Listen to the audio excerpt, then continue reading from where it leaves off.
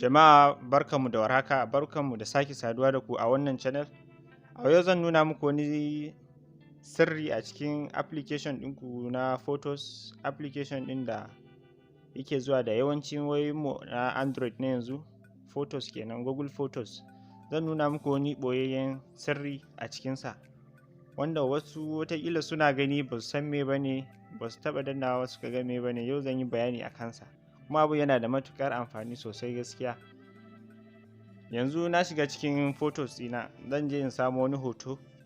Misali, yanzu zan duba wani hoto mai kyau wanda zan ji daɗin muku bayani da shi.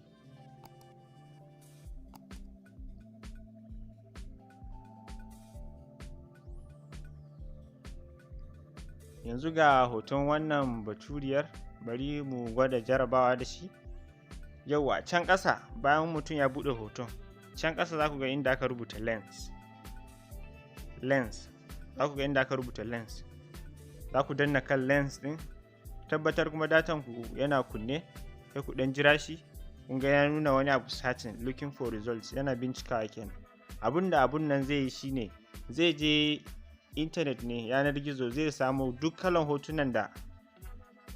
irin hotunan da kuka danna yanzun nan, zai samu kalan hotunansa.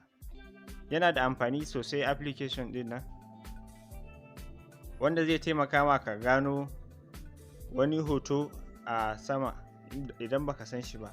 Sai abu na gaba, zan nuna muku wani muhimmin abu da shi wannan lens ɗin kuma zai iya yi.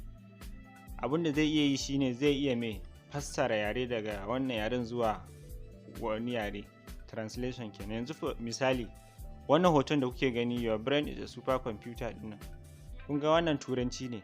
Yanzu na danna lens ɗin nan, na danna ya buɗe.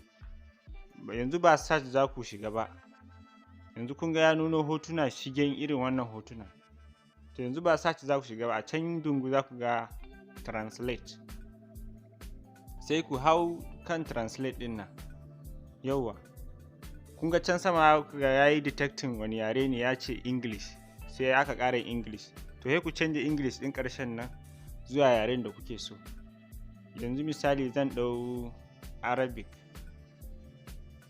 da wai mun jira shi. Yau kun gani ya fassara min ya translating ɗin wannan hoton. Da fatan bidiyon nan ya ƙare ku sosai. Kada ku manta kuma ku yi liking, ku yi subscribing, ku yi sharing videos ina ga sauran mutane don kowa ya amfana. Na bar ku lafiya.